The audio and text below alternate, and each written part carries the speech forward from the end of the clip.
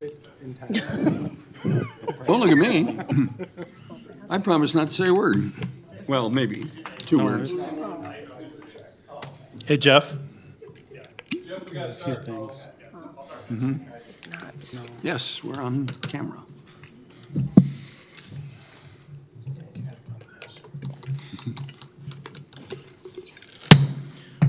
Calling this meeting to order. This is a regularly scheduled meeting of the City of Hartford Common Council.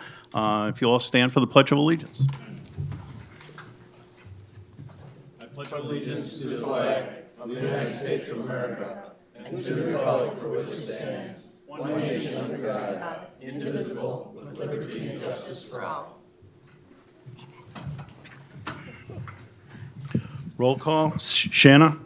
The mayor and all alderpersons are present except Alderperson Webb, who is absent and excused. Item number 4 on the agenda, filling of the 2nd District Alderperson vacancy. Shanna? The following are the procedures we shall use in filling the 2nd District Alderperson vacancy. We have 2 qualified individuals who are interested in serving as 2nd District Alderperson, Craig Westfall and Chad Waldvogel. Each candidate will give a presentation to the Common Council. The presentation will be limited to 3 minutes. The presentation will include the candidate's qualifications and why they are interested in being an alderperson. Each candidate is asked to leave the room while the other candidate is giving their presentation and being interviewed. At the conclusion of the presentations and interviews, both candidates will be invited back into the room for the Common Council discussion and nominations. For nominations, no second is required. Voting can be done by a show of hands or by paper ballot. If you elect to vote by paper ballot, the ballot must contain the name of the person voting as well as the name of the person that voted for them so that the vote of each member can be ascertainable. The name of the person voting along with the name of the person that the individual voted for will be read out loud. A majority of a quorum is sufficient to elect. Each council member votes for 1 candidate. Following the completion of balloting, a formal motion is in order to appoint the selected candidate to complete the unexpired term of office. The motion will be motion by, seconded by, appointing as 2nd District Alderperson to fill an unexpired term to the 3rd Tuesday in April of 2026. The appointed candidate will then take the oath of office and assume the responsibilities and terms of office. Thanks, Shanna. Presentation by candidates. We will actually ask one of the candidates to leave the room so we can actually play the first one. Again, based on the names and the order in which they came in. So Craig Westfall will go first. His will be on video, so I invite you to watch your screen.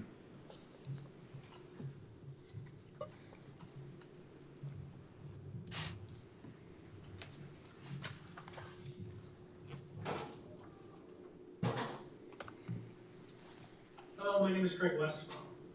I want to thank the Common Council for taking the time to view my statement as well as my application to fulfill the remainder of the term for the open seat in District 2. My apologies for not being able to speak in person. It's a pretty big night for my son as he is being confirmed at St. Killian's Church. I want to be on the council because it's an ideal time and it's something that I've wanted to do. I know that I can dedicate the time and resources to be prepared to be an effective member of this council to serve the city as well as District 2. My past experience on the HUHS school board has given me an understanding of what it takes to be an effective representative of the taxpayers. I've lived in this community for over 20 years, raising my family with my wife. We've been deeply involved in this community in many different ways. We've sent our 3 sons to Hartford Public Schools, been involved in Boy Scouts and Cub Scouts, a member of St. Killian's Church. We've even been a soccer coach for a few years at the Hartford Soccer Club. Even worked in the community at Signacast out in the industrial park. Currently, I'm the vice president of the Jack Russell Memorial Library Board that I've been a member of for 7 years. I'm also a member of the Monarch Library Systems Board for the past 3 years. I take a lot of pride in this community, and I will defend it when it is needed. And being on the council will take that to the next level. My community experience and 30-plus years of sales experience has given me a strong background in critical thinking, strategic planning, cost analysis, and managing complex solutions and decisions. It has also exposed me to how committees are formed and how they work, government procedures, as well as understanding Robert's rules. I want to make sure that the future of Hartford is as great as it is today. We can continue to expand on the great opportunities that this community has to offer. Please consider my community involvement, service to others, experience, and dedication that I can bring to the Common Council when making the decision on who to fill this open position. If I am appointed to this position, I would run to retain my seat next spring. Thank you.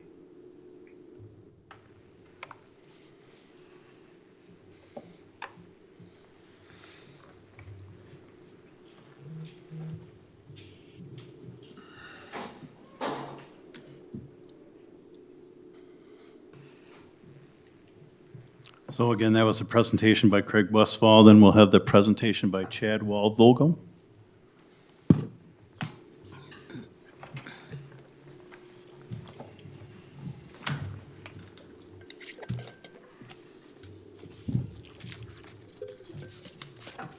All set? Okay. All set.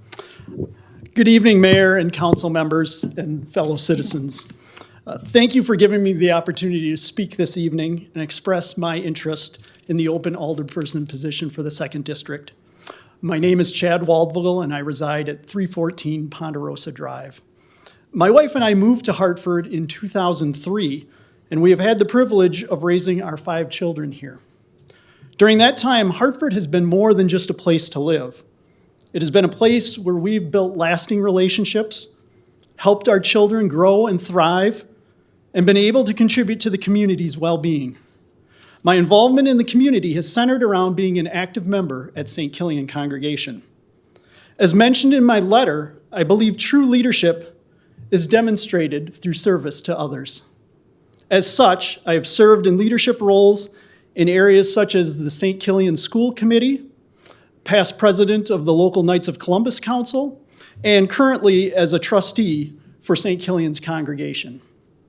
I took on and accepted the challenges of these leadership roles not for my personal benefit, but because I recognized the needs of these organizations and was willing to donate my time and talent for the betterment of the community.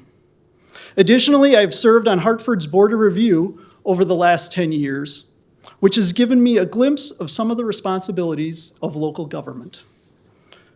From a professional perspective, I am a certified public accountant, and I currently serve as the finance director for Marlin Technologies, which is a manufacturer of electronic controls equipment. Prior to that, I served in financial leadership positions at companies ranging from Fortune 100 companies to private family-owned businesses. I think it is my professional background that could most uniquely add to the overall makeup of the council. My background in accounting and business management has equipped me with a strong understanding of financial principles and the ability to work with people from a variety of backgrounds towards common shared goals. It has equipped me with analytical and problem-solving capabilities that could add perspective to the council when we address challenges the city may face. As to why I'm interested in the position, I think back to when my family moved here. Hartford hadn't just magically appeared out of thin air.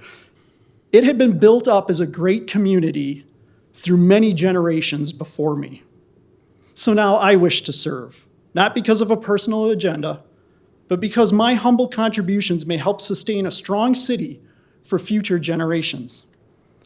A city where someone can come to raise a family, build a career, a place that is safe, affordable, and prosperous. If chosen for the alderperson role, I would strive to represent the interests of my constituents and work collaboratively with fellow council members to address the challenges and opportunities that face Hartford. Thank you for your consideration, and I humbly ask for your support when you cast your ballot. Thank you. Thanks, Chad.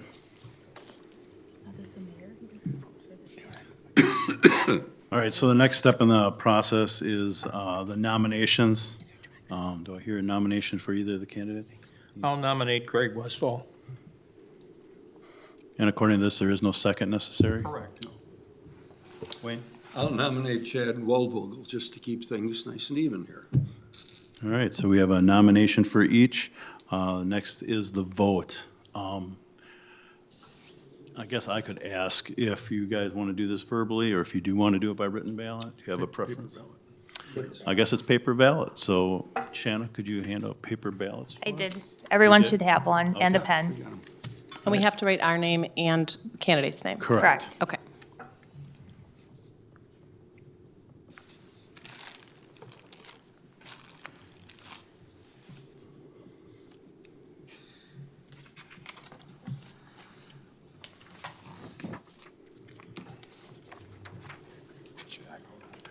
Doesn't matter.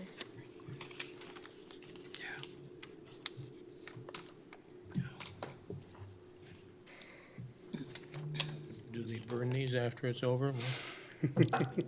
White smoke? Yeah, right. I suppose, sure. But what if we need them again? Now we've jinxed it. It's going to be a tie. The winner gets white smoke. Did you guys hear that? Can't be a tie. That's right. Simple math. Missing one. Give it an option. Okay, cool. Watching every penny. Yeah. All right, and now the reading of the vote.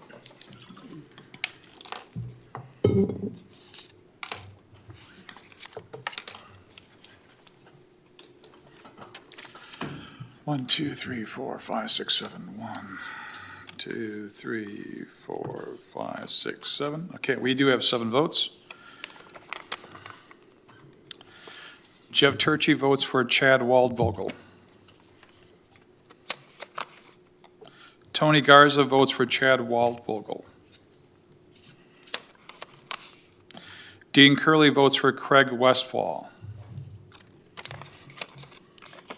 Wayne Rusniak votes for Chad Waldvogel. Tina Savage votes for Chad Waldvogel. Joe Kohler votes for Chad Waldvogel. Aaron Wilk votes for Craig Westfall. A 5-2 vote in favor of Chad Waldvogel as the next alderperson in District 2. All right, so congratulations, Chad.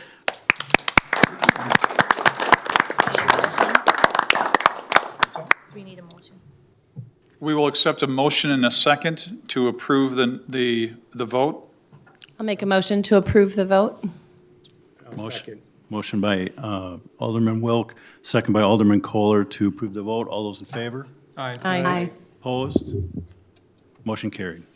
At this time, we will have the oath of office.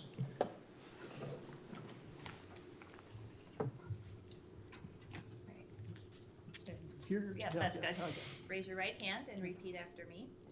I state your name, I, Chad Waldvogel, having been elected or appointed having been elected or appointed to the office of Second District Alderperson, to the office of Second District Alderperson, but have not yet entered upon but not yet have entered upon the duties thereof, the duties thereof, swear or affirm swear or affirm that I will support the Constitution that I will support the Constitution of the United States of the United States and the Constitution and the Constitution of the State of Wisconsin, of the State of Wisconsin, and will faithfully discharge and will faithfully discharge the duties of said office the duties of said office to the best of my ability, to the best of my ability, so help me God.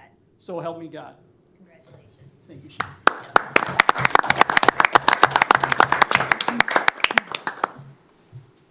Chad, you can take your seat. Come on down. We're the next contestant. We saved you a seat. Welcome to work. Thanks again. Welcome aboard. Next item on the agenda is the unanimous consent agenda. Shanna? So I'll need a motion and a second to approve the items on it. Move to approve. I'll second. Motion by Alderman Rusnick, second by Alderman Wilk. Motion by Alderperson Rusniak, seconded by Alderperson Wilk, approving the following items on the unanimous consent agenda: the Common Council minutes of April 15th, 2025, authorizing the approval of Century Fence of Pewaukee, Wisconsin, to install fencing to the pickleball courts at Westside Park at a total cost not to exceed $39,820, and authorizing the purchase of a 2027 Digger Derrick Line truck from Alltech Industries at a cost not to exceed $318,353. Thank you. Any further discussion? Seeing none, all those in favor, signify by saying aye. Aye. Opposed? Motion carries. Item 6, communications. Shanna? We're looking to have the Common Council team photo at our next meeting, May 27th, 2025. Does that work for everybody? Does anybody know if they'll be absent? Let me check my calendar. Just to remind everyone how this works is that every meeting from now on, dress as nicely as Chad did tonight. And that way, when we finally get all 10 of you here, we will take a photo, so. For photo. 27th looks good That for date me. looks good. So yeah, I was gonna ask, dress good. code is Chad. I'm good. What's that? Dress code is Chad. Tina and I are already ready. I just want to point it out. We used to always wear something years ago. Okay. Okay. Good? All right. And then the second thing, Chad. Yeah, well done. Yeah. there is a Mid-Moraine dinner meeting on May 28th, 2025, that's going to be hosted by the Village of Jackson. So I need to know who will all be in attendance. I already know Steve, Dennis Heggie, Dean Curley, and Dennis Regan will be there. Is there anybody else? Okay, Wayne, Yeah, and that's I have it? to drive, remember? Yeah. Anybody else? No, okay, Thank you. that's all I have. Item 7 on the agenda is appearances or citizen comments. Anyone wishing to appear? Second call, anyone wishing to appear? Third call. All right, 8th item on the agenda is the mayor's report. I'd like to start with, we have a few things tonight, but the first one is proclamation proclaiming May 20th, 2025 as Darrell Cron's Day. And I will read the proclamation. Whereas the Department of Public Works Director, Darrell Cron's, will be completing his employment with the City of Hartford after exactly 35 years of outstanding service. And whereas Director Cron's began his city employment on May 21st, 1990 as an equipment operator, then was promoted to street superintendent exactly 8 years later in May of 1998. On January 1st of 2003, Darrell became the DPW director after the city had originally consolidated this position with the city engineer position, at that time held by Bill Ripp after the retirement of Lou Darren. And whereas Director Cron's has faithfully overseen the streets department with their 7 employees, the contracted sanitation and recycling for the city, along with the management of the Hartford Municipal Airport. And whereas Director Cron's led the community through a difficult change in contracted sanitation and recycling services in 2021 to the over 5,000 homes in Hartford. He also got the city through the 2006 in June tornado, along with the August of 2008 city garage fire. And whereas Director Cron's led the airport through several upgrades to the runways, taxiways, fuel services, and expansion of the hangar lease area, resulting in Hartford Municipal Airport becoming the second busiest non-towered airport in Wisconsin. Now therefore, be it known by all that I, Dennis J. Regan, Mayor of the City of Hartford, on behalf of the entire Hartford City Council, do hereby proclaim May 20th, 2025 to be the Department of Public Works Director Darrell Cron's Day in the City of Hartford.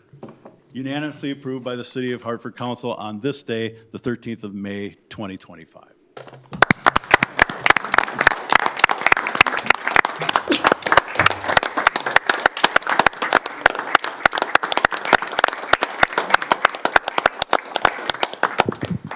That's enough. I don't think I've ever had a standing ovation, so I'll take it. First of all, I want to thank the mayor for that reading, all their people.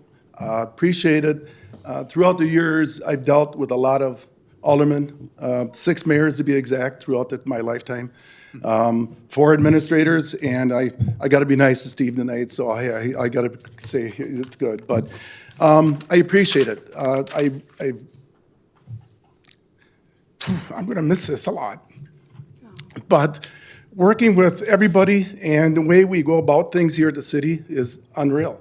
I don't think I've ever been turned down for a piece of equipment. I've always come with my budgets. I think Steve will vouch for my doing the budgets, other than the year we had a tornado and we went way over.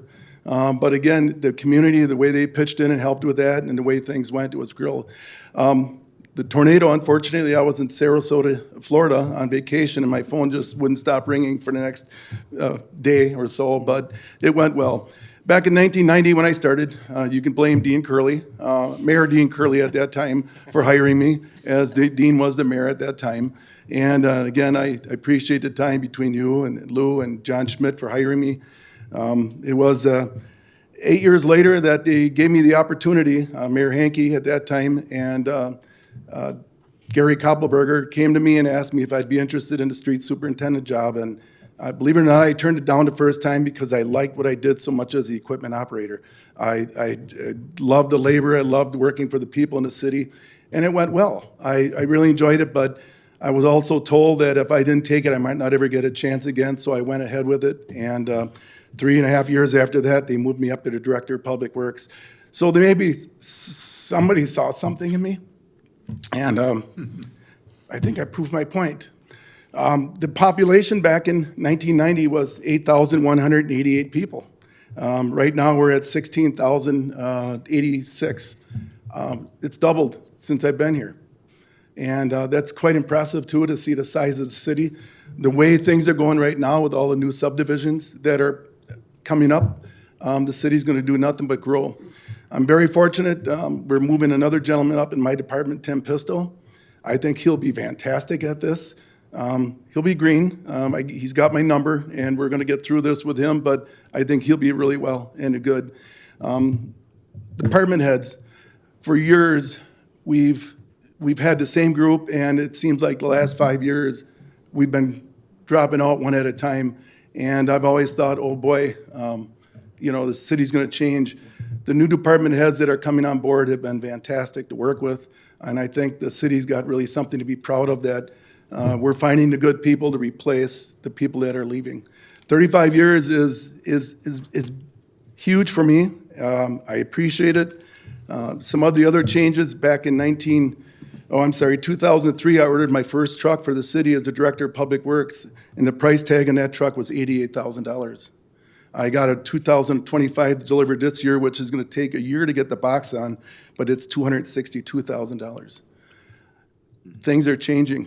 It's gonna keep coming harder and harder, and it's gonna get harder for the department heads to make these changes, but council has always been so good to us. They've gotten us equipment we need to work with, and it's been a fun experience. On the light end of things, working for the administration, the council, the mayor, the chamber, all the businesses in the city of Hartford, and of course, all the residents, it's been a pleasure working for them and working for you. The best part of my job are all the employees. I got 6 good crew members and an administrative assistant at City Hall. I've had 3 or 4 of those that they've covered for me. Steve will vouch for you that they make me sound smart. I give them what I want, and they write it up for me, so they're very good at it. And again, things are changing. A CDL driver's license. It used to be able, again, and I'm going to make myself look bad, but I was grandfathered in, and I got mine because I had a commercial driver's license back in the day. Now, if you want to send somebody to school, if you want to send them to the 2-week course, it's almost $8,000 for them to get a CDL driver's license. It's getting very difficult, but the employees that we have are very good employees. And again, I'll back my guys, Tim's guys now, and everybody else. But again, it's been a pleasure. We will see everybody. I plan on not moving, and I'll be around for a while. So, and again, I want to thank my wife for putting up with me.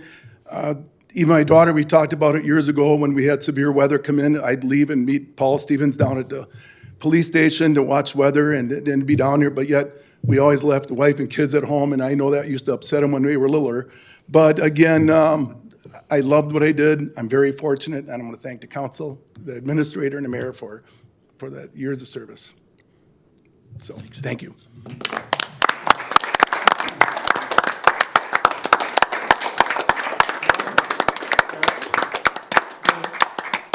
If we can get a photo of him receiving the proclamation.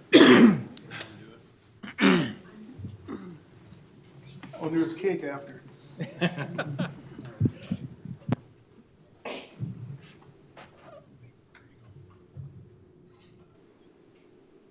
Good, thank you. Oh, I guess. It's not a gold frame. That's not in the budget. Thanks again, Daryl. Mayor, on behalf of all of the members of the city council, we'd like to extend to Linda Kranz our deepest condolences. He's going to be home full-time now, Linda. He'll have a new job in 2 weeks. All right, thanks again. All right, the next thing on the mayor's report is the ALS Awareness Month proclamation. So I will read that as well. Whereas, oh boy, amyotrophic lateral sclerosis, also commonly known as Lou Gehrig's disease, is a progressive, fatal neurodegenerative disease in which a person's brain loses connection with their muscles, slowly reducing a person's ability to walk, talk, eat, and eventually breathe. And whereas thousands of new ALS cases are reported every year, and estimates show that every 90 minutes, someone is diagnosed with ALS and someone passes away from ALS. And whereas on average, patients diagnosed with ALS survive only 2 to 5 years from the time of diagnosis, and whereas the exact causes of ALS are unknown and there is no known cure for ALS, and whereas people who have served in the military are more likely to develop ALS and die from the disease than those with no history of military service. And whereas securing access to new therapies, durable medical equipment, and communication technologies is of vital importance to people living with ALS, and whereas clinical trials play a pivotal role in evaluating new treatments, enhancing quality of life, and fostering assistive technologies for those living with ALS, and whereas the ALS Association is the largest philanthropic funder of ALS research globally and has committed more than $154 million to support more than 550 projects across the United States and 18 other countries, and whereas the ALS Association is committed to accelerating the pace of discovery, fueled by the hope that one day ALS will be a livable disease for everyone, everywhere, until a cure can be found. And whereas ALS Awareness Month provides an opportunity to increase public awareness of the dire circumstances of people living with ALS, acknowledge the terrible impact this disease has on those individuals and their families, and support research to eradicate this disease. Now, therefore, I, Dennis J. Regan, do hereby proclaim the month of May 2025 as ALS Awareness Month. I call upon all Americans to join in supporting the ALS research, advocating for increased funding, and standing in solidarity with those affected by this relentless disease. Unanimously approved by the Hartford City Council this 13th day of May 2025. Thank you. All right.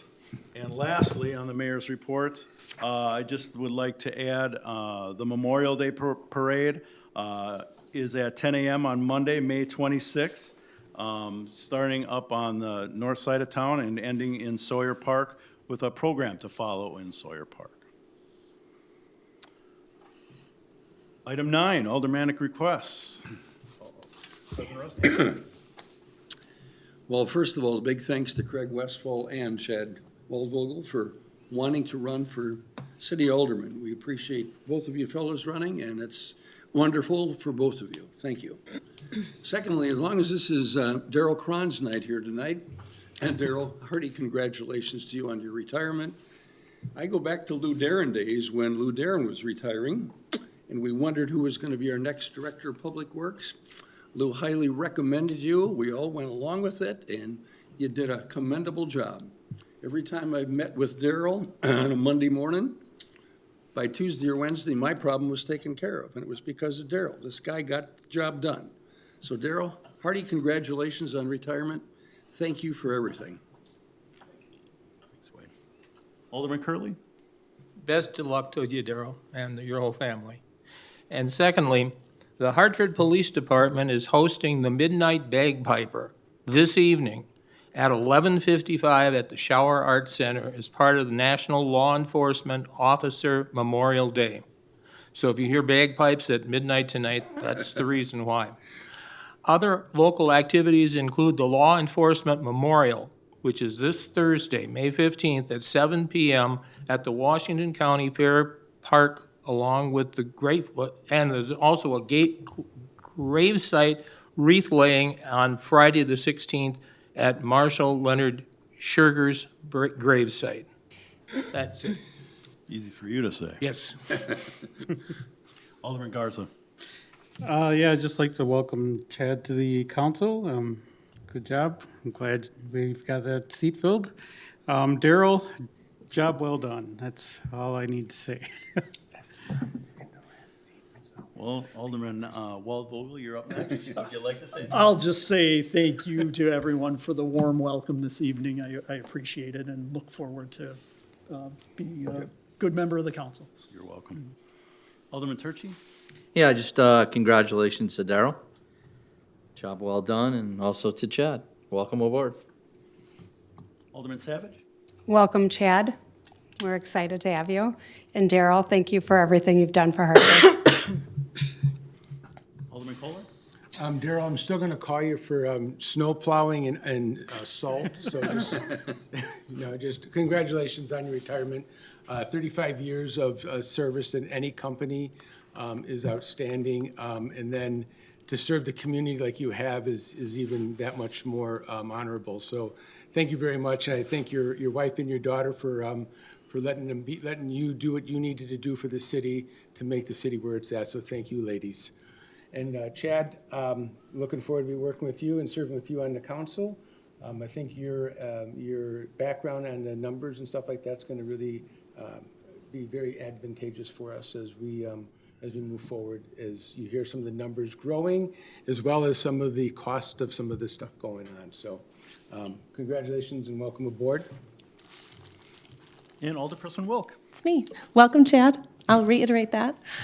Congrats to Daryl. I have to just share, 10 years ago when I was on the original board of directors for the Pink Pumpkin Run, it's the first time I heard Daryl's name because someone on our board knew him and said, we need a street closure, we need what? And to be very clear, we didn't know what we were doing. And he helped so much in getting a bunch of stuff done for us. So he's just been a huge advocate, not just for in the walls of this building, but for the community and the organizations that are involved in the community. And I saw that before I even knew you. So thank you very much and enjoy. You've earned the retirement. Thank you. All right. There are no standing committee reports tonight. So we go on to resolutions and possible action thereon. The first one is resolution number 3726, a resolution adopting the 2024 DNR wastewater compliance maintenance annual report. And we have Dan. Go ahead. Good evening. So this is our annual report card from the DNR. Normally we get a 4.0. This year we got a 3.95. We got docked a little bit on our certification, operator certification. Our lab technician has to pass another test. Then we'll be right up to the 4.0 again. So a little technicality, but everything else is working good. Good deal. It was a very thorough report.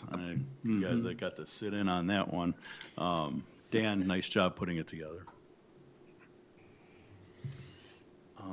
Motion to approve by Alderman Turchi, second by Alderman Curley. Any further discussion? Seeing none, all those in favor, signify by saying aye. Aye. Aye. Opposed? Motion passes. Thank you. Second resolution tonight is Resolution 3727, a resolution to award a public construction contract for the 2025 asphalt paving program. And we have our city engineer. Chris? Good evening. I've got a couple slides for you here. We can get this Take your time. working. I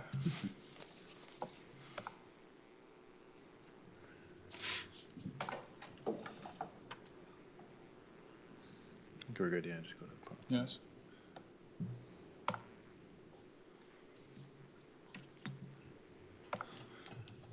All right, so this is for our 2025 asphalt paving program. That's the annual program that we have every year. We, go through, identify various roadways that have substandard pavement ratings and utilities that are not otherwise being replaced as part of the capital improvement program. So staff from multiple departments generally meet to evaluate the criteria and target the pavement work. As you can see on the map, there's a scope of the paving work is highlighted in the pink rectangles there. And I do have individual maps of all of these areas. If anyone is interested, I'd be happy to share those. The next slide has a listing of these names and also provides the structure of the approach and how we bid this contract. The base bid at the top there has a list of roads, and then we had additional alternate bid scenarios that go along with it, so we could kind of choose a la carte depending on how the bids came in for the overall project. So on April 30th, we did receive 4 bids. The low bid coming from Karteshner Brothers, which, as you can see in the table, was a low bidder overall by about $26,000. This company has successfully worked in Hartford on previous projects, including 2 reconstruction projects from last year, and they will be paving the East Wisconsin 5th and 6th Street project this year. The recommendation is to award the base bid plus all alternates with the exception of alternate bid F, which will keep us within budget and still allowing us to replace a large volume of city roadways and parking lots. So therefore, staff recommends award of this contract for the 2025 asphalt paving program to Karteshner Brothers in the amount of $700,139.39. Just for the sake of conversation, for those who are new to the process, normally on an annual basis, we have about $250,000 in which we normally budget to do, again, asphalt paving. Again, asphalt paving is done in areas in which the street asphalt top coats are in disrepair. The PASER rating, the rating in which it's been given based on the condition of that road, is relatively low, so about a 3, 4, 5 rating would be considered low. But the underground, the infrastructure underneath, so your utilities, are all pretty good yet. And so all we need to do is just do a mill and overlay kind of process. And so these roads that are displayed here, again, will all have a mill and overlay process, much like we were able to do last year with Rural Street, if you remember, from State Street over to Highway 60 or Sumner Street.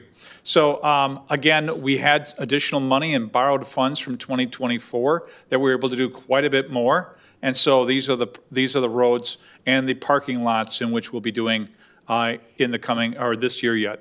So any questions on that? You said everything but F. Which one was F? Sure.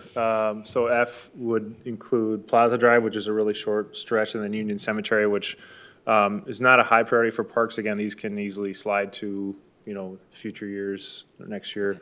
But yeah, you can see the value of them on the last column too. So that's the portion that was not included was F. Thank you. So I think you answered my question. We talked about, you're talking about actually pulling off like the top layer, milling the top layer off and putting it on, not just spraying down the, with the tar and dropping gravel on it, right? Correct, yeah. Okay. So it's not a full reconstruct like, we'll do on projects where we do disturb and replace the utilities. Then at that point, when you have those trenches in the road, it's, you're already essentially removing all of the base course and everything already. So those are reconstruct scope projects, but these are, as Steve mentioned, the utilities are not being touched. we're milling off 2 inches of thickness on top of that existing pavement and replacing it with 2 inches. So it's a milling machine that grinds up the existing asphalt and replaces it. Perfect, thank you. Alderman Curley? Would you go back to that first slide, please? Sure.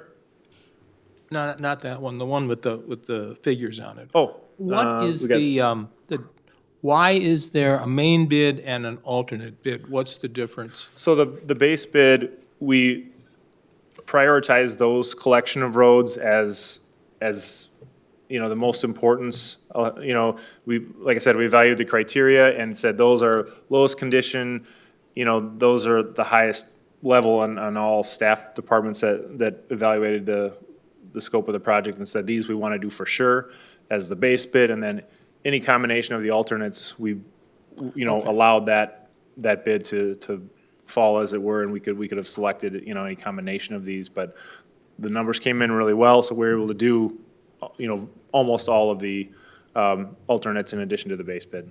Thank you. Yep. When will the actual paving start in the city? I mean, we're awarding the bid now. When will they come to town? Sure, so the next step is to get the contract out to the contractor. That's probably a, you know, 2 to 4 week process, and then we'll during that time, we'll have a pre-construction meeting. So to answer your question, we'll have to get that schedule from the contractor. You know, the paving contractors are generally busy from, you know, when the plant's open in maybe April, May for sure, until they close in fall. Are the plants open now? Yes, absolutely, yeah. Okay. So they're open now, and it's kind of a matter of when they can mobilize their crews, when, you know, when they're available to get in here and do that. And then, you know, we have in the contract that we don't want them just coming in to do Jefferson Avenue and then leaving for a month. You know, we want them in the city, staying in the city, completing everything back to back, and no gap in between the milling operations too, because they'll have their mill crew and they'll go around all the I'm getting locations. complaints on Willow Lane south of Monroe, Okay. going through Western Hills. And they're asking when we gonna start, and I'm saying this summer. Yeah. So it could be June, it could be July, it could be August. Yeah, so I can certainly give you an update on that. For me to say they're gonna start, you know, my best guess would be by July, I would July, say. sure. But, you know, that's again, subject to the contractor's And any more schedule. complaints, I'm just gonna refer them, there's a new alderman in the second district. I so- heard, yeah. And he lives in Western Hills. The Why other do I have to situation do too this? is that this same contractor is doing Fifth, Sixth in Wisconsin. So more than likely, they're gonna probably, if I was a betting man, Sure. wait until they're totally mobilized to the city to do that project and then start to the other things. You're gonna find when they do this project, it's gonna go quick. Because I said, it doesn't take them long to mill and then start putting the pavement down. I think Rural Street probably took us, 2 days? To do the whole thing? It was fast, sure.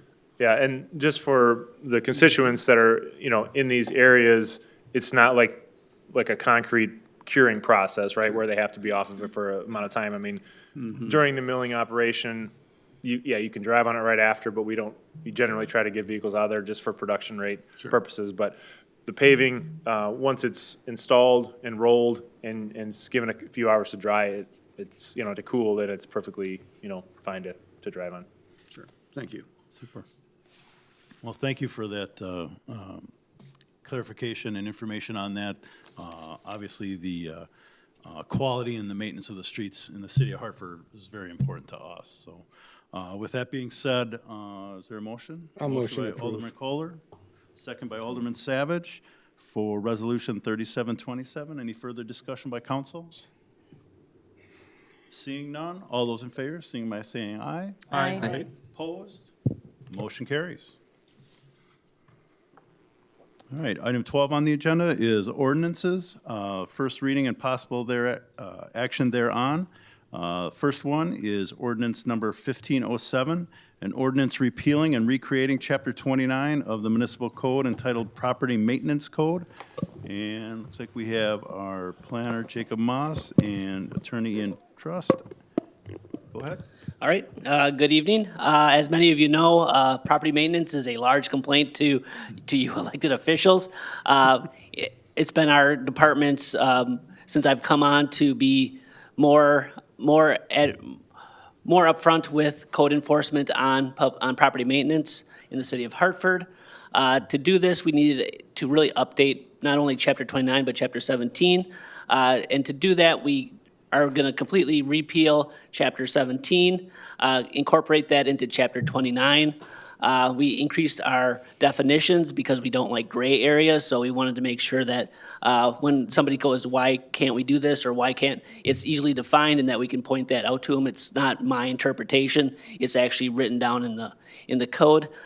So that's what we're looking for. I mean, it was very outdated. There was a state agency that was referenced in Chapter 17 that no longer exists. So it's well needed to update this. So we're looking to create this, repeal Chapter 29 as it is, recreate it as the new Chapter 29, and then repeal and just get rid of Chapter 17 because it's been incorporated. We do keep the maintenance of vacant and foreclosing residential properties from the existing Chapter 17. We have a defined system of notices and orders, which our previous one did not have. So how do we send a letter to you? It's defined on how we do that. We also have a new area of code, which is the dangerous, derelict, and abandoned structures in commercial, institutional, or industrial districts. These properties are often hard to send just raise orders to, so this allows us to facilitate their rehabilitation under this code.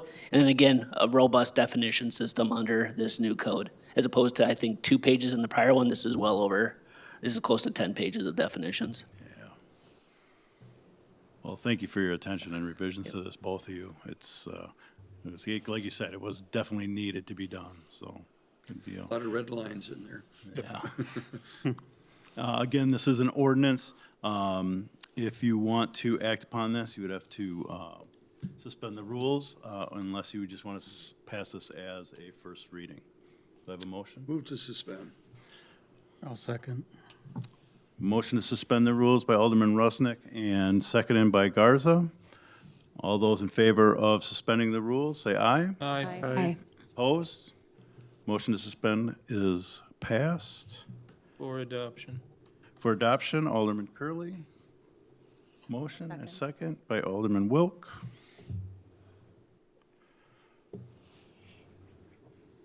All those in favor, signify by saying aye. Aye. Opposed?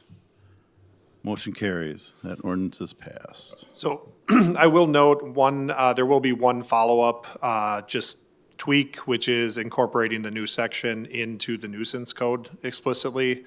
Arguably, it's covered under state statute, which says if you're in violation of ordinances, you're a nuisance property. But kind of like we did when we updated the alcohol code and said if you're not in compliance with our alcohol licensing, you can be considered a nuisance property. We're going to incorporate violations of this into the nuisance code, which just gives us another tool. You know, the goal here is to create a toolbox so that you can apply the right amount of pressure, whether it's a citation, a single citation, whether it's a complex forfeiture with multiple, whether it's injunctive relief under the nuisance code, so we can abate the nuisance and then charge that back to the property owner. And when that's completed, you're going to bring it back to us? So that'll be, that should be a fairly simple thing. That'll come next meeting. We can start proceeding with some of the problem properties as is, and then we'll just incorporate that in, with the nuisance action once we have that adopted. It's a fairly straightforward change. We just kind of ran out of time to do it with all the changes involved here, so. Great. Thanks, Ian. Appreciate it. All right, then moving on to the second ordinance, ordinance number 1508, an ordinance repealing Chapter 17 of the Municipal Code entitled Housing Maintenance. Jacob again? All right, it's just a follow-up to the previous executive summary. It's, again, we're putting what was Chapter 17 into Chapter 29. It's I would say Article 3, but I think it's like Article 4 is now the residential property maintenance section of Chapter 29. Great deal. Yep, so this is a continuation of what we started. Do I have a motion to suspend? A motion to suspend. By Kohler, second by Savage. All those in favor of suspending the rules? Aye. Opposed? Motion to suspend passes. Is there a motion to approve the ordinance? Mr. Waldvogel. And second by I'll second. Alderman Garza. And any further discussion on this one? No? If seeing none, all those in favor, signify by saying aye. Aye. Opposed? Motion passes. And the third ordinance tonight, our ordinance number 1509, an ordinance to amend section 42.02 of the bond schedule and section 42.04 fees under chapter 42 of the municipal code entitled fees. Go ahead. Thank you, Mayor. So as part of this adoption of Chapter 29 and elimination of Chapter 17, we needed to update our fee schedule. In the process, we've also adopted a new zoning code as well as repealed the old zoning code, Chapter 13. So we're just going back and kind of updating our fee and bond schedule for these new amendments to our ordinances. The other new one is Chapter 16, which is our floodplain ordinance. The fee is very low. Believe me, I've tried, but the state won't budge. They keep it at $50. So that is why that one's a lower ticket price than most, and even though it's a life safety issue, that's what we can do. But again, this is to incorporate what we've adopted from the sign code, Chapter 13, as well as the new Chapter 29, and then the elimination of Chapter 17. It should be noted that we will be coming forward with the fee schedule for Chapter 52. It's just there's so much minutia in there. We want to make sure we got all our fees covered in that one. But the current fee schedule is sufficient for what we're doing right now. Thank you for clarifying that fee schedule. It's dictated by the state. Otherwise, yeah, it was kind of For the low. floodplain, but yeah. If that's what it is, that's what it is. So, all right. So we have ordinance number 1509 in front of us. Do I see a motion? You want to go suspend? Motion to suspend by Alderman Curley, second by Alderman Wilk. For suspension, all those in favor, signify by saying aye. Aye. Opposed? Motion to suspend is passed. And now for ordinance 1509, do I have a motion? So motion approved. By Kohler, second by Rusniak. All those in favor, signify by saying aye. Aye. Opposed? Motion passes. All right, item 13 on the agenda, the city administrator's report. Steve? Yeah, thank you. Again, at the meeting of the April 15th, Alderperson Curley had brought up the idea and had asked to have this on the agenda regarding how the city is addressing the national tariffs that have been put into place. I'll kind of go through this for everybody else's sake, but again, we have actually been looking at that for probably the last couple months, ever since they first started announcing that tariffs would be applied to products brought into the country. At that time, I instructed the staff members, department heads, to question all regularly used vendors to identify any expected increases in product costs due to tariffs. Second of all, work with vendors on the possibility of saving money by purchasing these regularly used items now versus waiting until they are scheduled for restocking or replacement, thus avoiding future tariff.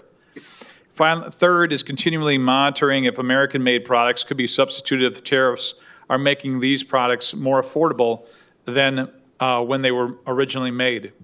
And finally, document all increases due to tariffs on items we have already purchased. As I mentioned in my memo, to date, we have paid $29,977 in tariffs. The majority of all those were from the sewer department, in which we get our chemicals from China, and our pumps that you recently approved are from Canada.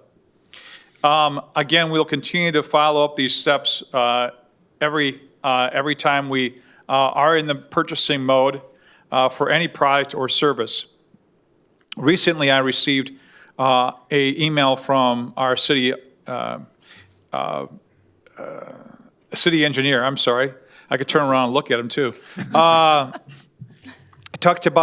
He recently talked to somebody about construction materials for the water mains, sanitary sewers, and storm sewers. Again, much of that has largely not been impacted by international tariffs because the majority of those parts are domestically made. They have not been a supply chain problem or cost increases thus far, outside of the ongoing issues for the past 4 years. Again, we're seeing construction bids have come in recently, have not reflected direct impact, and although it's obviously difficult to project for future changes. Again, for those new to the scene, our biggest cost is road construction projects. And so this year, when we're doing 5th, 6th, and Wisconsin, again, those are our biggest expense on an annual basis. Also, our Park and Rec Director, Randy Watashik, had sent me an email this afternoon. He is working with the municipal sales manager at Ewald Automotive Group. We buy a lot of our vehicles through them. Just to give you an understanding, when we buy vehicles, no matter if it's a squad car or if it's a commercial, I should say, a commercial truck, or it could be a passenger vehicle like they use in taxi, these vehicles are purchased through the state plan. So no matter where we went, it would be the exact same cost, okay? In our conversation with them, they do believe that tariffs will be hitting that, but they really can't calculate how much is going to be in 2026 pricing, as we currently are going out for 2026 bids on vehicles for the 2026 budget. Again, they normally take about a 5% increase, expecting a model year increase of about 5%, but they have no idea yet to determine what the tariff increase will be on vehicles in 2026. And so we will, when we're doing our budgeting, again, try to get the most up-to-date numbers to you so we know exactly what we're dealing with. And again, I think in our budget next year, we have at least 7 passenger vehicles. That includes squad cars, if you want to be the passenger. But also includes like taxi vehicles, things like that. So we could see a major impact in 2026 based on when we finally purchase those items. And the other thing is you're also hearing when we're purchasing vehicles, some vehicles that we purchase today, we will not get for 2 to 3 years, including one of the vehicles that we did purchase in 2023 that we still haven't gotten yet. So, any questions on that? Did that address what you're asking for? Yes, it did, Steve. Thank you. Alderman Kohler? Yeah, no, I think I deal with tariffs on a daily basis, you know, with my career, and I think that the smart move is, I mean, right now, you guys heard of this weekend, tariffs from China went down. I mean, we don't know where they're ending. I've had that question asked me since January 21st, at least 25 times a day. You know, and a lot of people say, should we buy more? Should we bring this stuff in? Should we buy? And what I say is, do you need it? You buy it, right? If you don't need it, you buy it when you need it because you don't know where your tariffs are going to be. And there's opportunities, you know, where the tariffs may go away, or there could be negotiations when you're going to buy the stuff. So just understanding where they're coming from and who's going with them. A lot of your companies, probably the chemical companies and stuff that they see are probably already going in for tariff share and already asking us for it because I've got 5 of them on my desk in the last 3 days. You know, that we're gonna start seeing those type of things. I think we just have to dress them, work with them, so on and so forth. But you know, knowing what they're doing, following where you're at, and being aware of the ones that's going on is I think what you guys are doing is the right thing. I will personally say, if you ever get one and you want to talk about it, I'd be more than willing to get on the phone with you guys and help negotiate through some of them. Thank you. Yep. I just had one question. When you said to date, that number, the 29,000, is that since January 1st, or like, is that like since that, like? Yeah, since January 1st of this year. Okay. Just one clarification question. You mentioned on some of the vehicles where we procured them, but they're not delivered until 3 years later, or whatever the time frame is. Is the pricing locked when we procure it, or is it on delivery? Yeah, so the price is locked upon the time in which you make the order. Okay. And those vehicles that we're not getting for 2-3 years are primarily our heavy-duty trucks, plows, because the box, the chassis, the engine are coming from 3 different places. International truck, I mean, it's like I said, it's several different parts to go into that piece, and you never know which of those 3 areas, or even the plow, are going to be the holdup on those. Okay, but it doesn't sound like we're at pricing risk because it's locked in Right. when we make the Yeah. procurement. So, okay. Yeah, in 2020, I think Daryl will remember this as we're going down memory lane here. I think in 2021, I signed 3 contracts for trucks, one to be delivered in '21, one for '23, and one for '25. I don't think we've gotten the last 2 yet, but I know we did sign the contract all in one day. Thank you. Yeah. No, thanks for the clarification. Obviously, it's a concerning issue for all of us, and thanks for your attention and addressing it to the council. Then, if there's nothing else, I would entertain a motion to adjourn. Motion to adjourn. Alderman Savage. Second by Alderman Wilk. All those in favor of adjourning? Aye. Aye. Opposed? We are adjourned. Please stick around.